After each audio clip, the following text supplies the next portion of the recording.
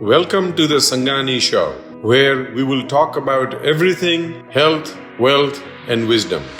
I came to the US in 1983 from Mumbai, India with $10.45 in my pocket and with a big dream in my heart. Now, I'm a practicing cardiologist, a businessman, an entrepreneur, life mentor, and most importantly, a dad. I have lost some, I won some. But every time I lost or won, I learned even more. And my success has not been easy, but finally I made it. And my next mission is to help you do the same. Learn from my experiences, and that is life is a business. Hello, and welcome to the Sangani Show.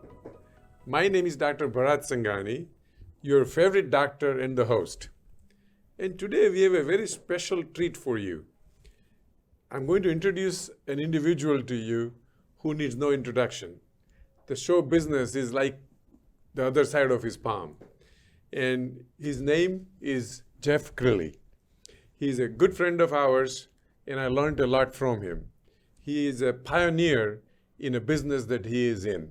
So this show is specially dedicated to all my viewers and listeners who have some idea, which they think it's a smart idea, but in most people's mind, it's a weird idea. And nobody has done it for whatever reason. And if they want to go do something, there are always people who will say, I would never do this. And they will always take you down. Well, I got a guy for you who has started something that nobody else has. And I'm going to let him describe that when he gets on the camera. And again, as I said, he needs a small introduction because he has accomplished so much that I can't even remember everything what he has accomplished. So I had to make some notes. So here is his accomplishments. He retired from a TV news after 25 years in the business and started his own and the first in the country all-journalist PR firm. During his career, he made hundreds of national news appearances, including CNN, CNN Headline News, Fox News, the Discovery Channel, Good Morning America, and the CBS Early Show. And I'm sure there are a bunch of more behind it too. He has been recognized by his peers with dozens of national and regional awards, including the Emmy, the National Headliners Award, the Edward R. Murrow Award, the Thurgood Marshall Award. Who doesn't know Marshall Award, right? And in 2004, he was named by the Texas Associated Press the best TV reporter in the state. And then he started something very new and very unique. I was completely astonished when he explained to me how he started that. And today he has a bunch of studios, 6 in Dallas. And guess what? He just told me that he just opened the first modern podcast studio in Austin. So if any one of you are in Austin, I do recommend you go visit in Austin or his studios in Dallas. He may not like me because I'm inviting you without even asking him, but he's a good friend of mine. He will probably accept that. Absolutely. Well, this is such an honor, and it just occurs to me that we met because you were on my show 2 years ago, and now I'm on your show. This is so cool. I learned a lot from you. So I said, I need to bring you on my show and let my viewers get the same benefit that I got from you. Well, so I'm in an uncomfortable position because normally I'm the one asking the questions. And so it's weird to be the guest, but it's such an honor to be on your show. Very true, very true. And it's an honor to me too. And again, if you really want to understand how to take an idea and create businesses. Now, most of you know I've created businesses, but let me tell you, there's nothing original about my businesses. I'm the biggest copycat guy who either borrows, steals, or takes ideas from somebody else, and maybe sometimes slightly do something different. And by God's grace, things have been successful. But here is a true entrepreneur, true thinker. So let's start with that, Jeff. Tell me about this business I'm talking about to my viewers. What did you start brand new? What kind of problems you encountered? How did people try to take you down, say, hey, that's the stupidest idea, Sure. and look where you are today? Thank you. Okay, well, we do, thank you. It's such an honor to be on your show. There are two things that we do exceptionally well. we're really good at getting people on the news, like Fox and CNN and the Wall Street Journal. So we're the country's first all-journalist PR firm, and why that might be important to your viewers is PR firms are being paid to get you on the news, and so many of the people in the public relations industry never worked in the news business. And so journalists speak a language, doctors speak a language, lawyers speak a language, journalists speak a language. And so having a journalist, or a former journalist in my case, pitch another journalist makes our company very successful. With our paying PR clients, we're averaging between 15 and 30 media placements per month, which is a good year for a lot of PR firms. We do that per month per client. And then the other thing that we do exceptionally well is produce television shows like the one we're on today. This is a done-for-you podcast company where podcasting became cool a few years ago, but everybody who ever started a podcast just wanted to be the host. They didn't want to be the tech. They didn't want to edit and upload and tag. That's the boring stuff. So we basically said to the consumer, don't worry about the ring light. Don't worry about buying equipment. Just come in here, and if I can put in a shameless plug, we charge $500 for a television show. And that includes editing, uploading, and tagging. And for most serious podcasters, it becomes a no-brainer. It's like, rather than me spending 3 hours after the show editing, let me just let Crilley's team do it. And so this little division of podcasting has grown from one show 4 years ago to now 140 different television shows. In fact, while we're speaking, there's a show going on in that studio. There's another studio down the hall called Oprah, and they were doing a day-long filming there. The young lady flew in from one of the coasts and is knocking out something like 15 different television shows. But I pinch myself every day because I get to work with my kids. My daughter is my vice president. My son is head of business development. And when people ask me my happiness, 1 to 10, I always say 12. Like, what could make me happier, right? To be able to work with my kids, I mean, I am so incredibly blessed. Well, it has been a pleasure and to see a happy family. And I've met most of the members of his family, and I can vouch for that. They're all as pleasant as Jeff. And just for the viewers, I'm sitting in Jeff's studio, and you can see the views out there. Although the producer didn't give me the road view, he gave Jeff the road view. It's still a good view, and then I'm very happy to be here. We could switch places. He offered me that. So, but having said that, it's a beautiful studio, as you can see it here. And when you walk down the hallway, you can see multiple productions going on.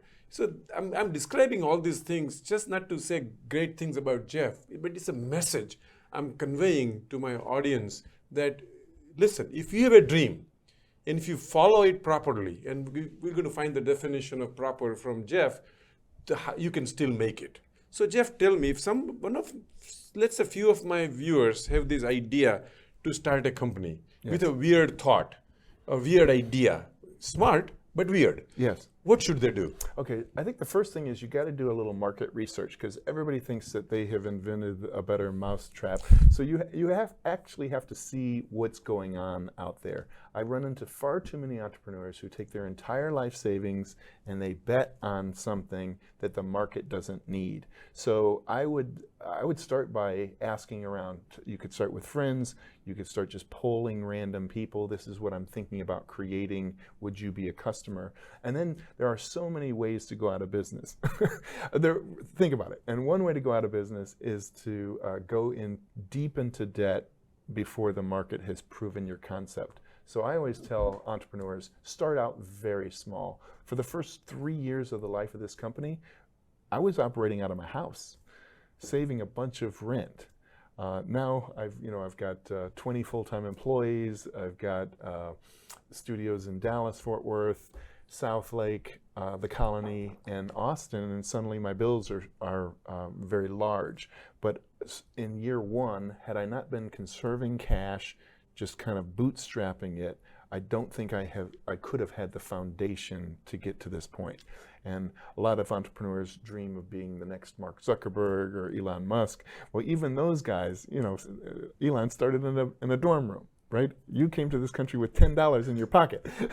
You kind of start small, and you make calculated risks, not huge risks, just little risks. Like there were times in the life of this company when we had a full web department. We had 4 people in web building, websites for people. There was a time in the life of the company when we had a full social media team, 4 people doing social media for clients. But I'm an excellence freak. I just want praise. I want everybody to tell me how wonderful I am. And those 2 divisions, we were getting complaints. Like they loved, oh, Jeff, you're doing a great job getting me on the news, but man, it's taken a long time to hear back from, your employee who's working in web, or I don't like what they posted yesterday. And so I was killing it on the PR side, and I was getting complaints on those divisions that were underperforming. And so I finally just ripped the Band-Aid off and got rid of the divisions because I feel like my name, this company's name, needs to stand for something, and I stand for excellence. And where I concentrate most of my energy these days is what is the customer experience.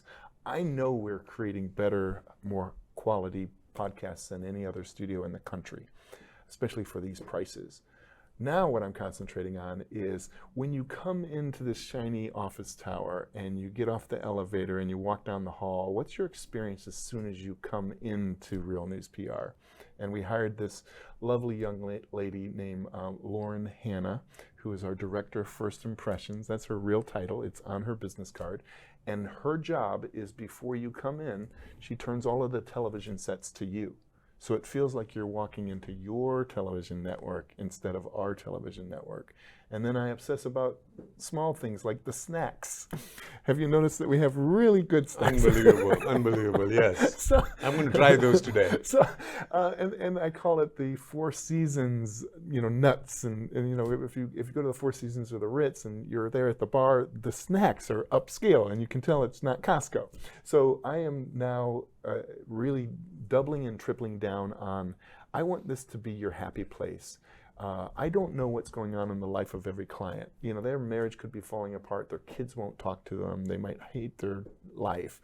But on Friday at 2, they get to come in and do their television show, and this is their happy place. And I love it when clients will tell me, my show is at 2 o'clock, but is it okay if I come in at noon to have lunch with your team and kind of hang out? And I can tell that means this is really their safe place. This is where they come to get recharged and feel special. No, there couldn't be a better message for the people who want to start up a business. In very few minutes, he gave 2 major principles, and I abide by those principles just as he does. And number 1 is the capital. You must have enough capital to stay in business. And the way I usually tell people that at least have 2 years worth of capital, thinking there is no money going to come. Because I'm telling you, 90+% of the businesses, they're not bad businesses. They're just undercapitalized. In any business that starts, do not forget the 10,000 hours rule. To get mastery in anything, you need to spend 10,000 hours. And I've found this out many times. As a lot of you know, I've started a bunch of businesses, but I'm telling you, undercapitalization is the number 1 reason people fail, especially when they borrow against their house. There's nothing against borrowing against your house, all your assets you have.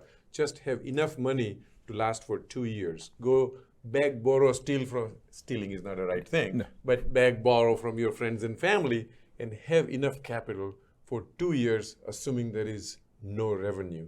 And I'm telling you, you just enhance the success rates of your company. The second major thing he just brought it up is excellence in what you do. You must be proud of everything what you do. And as you know, I'm probably the only cardiologist in the world. I have a 100% money back guarantee. From the day I started practicing cardiology, if you are my patient, and if you paid me 20 years ago, and you came today and say, Dr. Sangani, you saved my life, but the way you parted your hair that day, I didn't like it. And I need my money back. And I will give you your money back. Because I'm very proud of what services I provide. I'm very proud of my existence. Excellence, the word he used. It must follow you all through. And he's not kidding about the snacks and everything. There is a huge display of different snacks out there.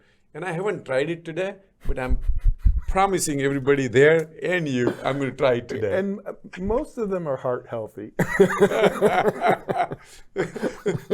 That jury's still out, but we'll take your word for it. And I normally always say, indulgence is not bad, it just has to be occasional. Yes. So then it's perfectly fine. Now let's talk about, you talk about going out to the market and understanding whether there's a need for the idea that you had. But tell me, did you have any mentor, or how is this mentorship important when you go into this kind of uncharted territories? Absolutely, and that's a great takeaway. Everybody needs a mentor. Everybody should always be striving and reaching for that next rung on the ladder. And if you find somebody in your life that has been wildly successful at what you want to do, or even an unrelated field, ask them if they would consider being your mentor, because most people are flattered to be asked. In fact, I think when I first met you, I said, would you be my mentor? He showed up with an entourage of like 9, and I was like, you are like Beyonce. I want to be you. I want to be you. So yes, mentors are so critically important, because they become a sounding board, and you can say, hey, I'm thinking about doing this, and a kind mentor says, no, before you do that, have you considered this? Because if you're making small mistakes, I mean, in your countless businesses, I'm sure you took some educated risks and you made small mistakes. They didn't always work out. But as long as you're making small mistakes and you have somebody who is more seasoned in the industry that you're pursuing, they can shave years off your learning curve and save you a fortune.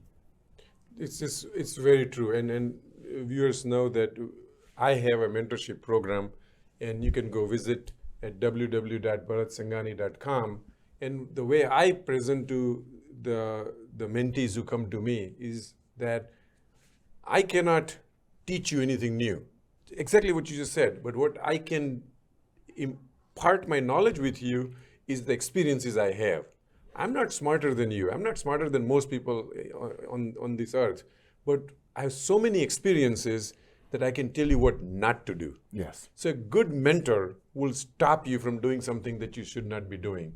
Otherwise, people who are looking for mentorship, they usually have enough energy to go on his own. They just need to be narrowed down so energy is focused in a particular direction, and success is nothing but a surety. Absolutely. So going to the next one, tell us, you have found great people to work with you, for you. I always have said they're associates, they're not my employees. And I constantly say that I'm working for them versus they're working for me. And I see that attitude when I come to your place. Everybody's pleasant, everybody is wanting to help. Tell me, what are your recommendations for the viewers, how to build a team? Sure. And I have to confess, there have been 2 times in the life of my company when the company culture was horrible. It was, I had a couple of employees that just were not the right fit. And I remember coming into the company one time with a knot in my stomach saying, I don't want to come to work today. And when I heard myself say that, I kind of woke up and I was like, wait a minute, if the owner of the company doesn't want to come to work, this is a very, very sick company. And we ended up firing that employee. It was just one employee. And as soon as we fired that employee, the whole culture changed. So one of the messages is, it may be like a deck of cards. You can take a chance on somebody, but sometimes you're throwing out 2 cards, picking up 2 cards, and when you get the right deck, love on them, just love on them. I call this a thank God it's Monday company. We cater daily. We love on all the employees. And I've got a story, it's near and dear to my heart because it was exceptional. One of our employees lost his mom about 3 months ago. And we heard that his mom's funeral was on a Saturday in Crandall, which is about 20 miles southeast of Dallas. And it was something like 11 in the morning on a Saturday. None of us had met this employee's mom, none of us. And without even talking to each other or coordinating, 9 of our 20 employees showed up at this funeral in Crandall for a woman we did not know. And we did it because we loved the employee so much that we wanted to be there for him. And we all just kind of hugged and loved on him. And then afterwards we all got together at a restaurant. And the reason that is one of my favorite memories of running this company so far is I was in the news business for 25 years. If I went to a funeral related to my business, it was a reporter that I knew, deeply. I never went to a single funeral for somebody's mom. And it speaks to this company culture. And so my daughter's my vice president, and Josh Hart is my head of operations, and we have this conversation every single day. We've got a very special thing going. You can feel it as soon as you walk in the door. People will tell me, man, this is a happy place. You can actually feel a happy place. And so I am so doggedly determined, now that we have this nice mix, that protect that culture, protect it like it was a golden egg, because it's precious and it's also fragile. And part of that is making sure that if our associates, if any one of them is having a bad day or acts out, right? Because it happens in every company, is that we address that. We address that early on. Often it'll be Josh will bring him into the office and say, hey, it's unlike you to snap at that your coworker. What's going on? Is everything okay? Is everything going okay? And you're finding out what happened that caused that bad behavior. And the reason I'm giving that tip is because if you don't kind of course correct, an employee can really go off the rails. And you got to make sure that the place, the culture you've created is a safe place where everybody really looks forward to coming to work. And company culture can be messed up by just one employee. This is so true. And all the viewers, please pay attention to what he just said. It's very, very important to have a culture in your company. The culture is what ultimately will make the company successful. People come and go, just like he said. But if the culture is maintained, and it takes a village to create a culture, and a lot of sacrifice on the part of the owner and on the part of the people who really care about the company. The last couple of questions I want to direct towards, what are the biggest mistakes people can make when doing a startup, besides the capital that we talked about, besides creating the culture of the company we talked about, and what do you recommend how to avoid those mistakes? So one of the key things, especially when you're starting out, you got to fall in love with sales. I mean, if you really think about it, we're all salespeople. You're selling a wife, you're selling a husband, you're selling a kid on doing their homework, you're selling a cop on not giving you a ticket. You're a salesperson, let's face it. Anybody who's married did a sale. They convinced somebody to take their hand in marriage. So own the idea that you're a good salesperson, because the lifeblood of every company is revenue. And especially if you're starting out at home, there's an old saying, you got to circulate to percolate. You can't make money sitting at home in front of a computer. You actually have to go out and meet people and look them in the eye and shake hands with them and invest in relationships that can pay dividends for years. We have clients that have been with us since day one, and that's very special. They're the only clients who remember when this company was operated out of my home.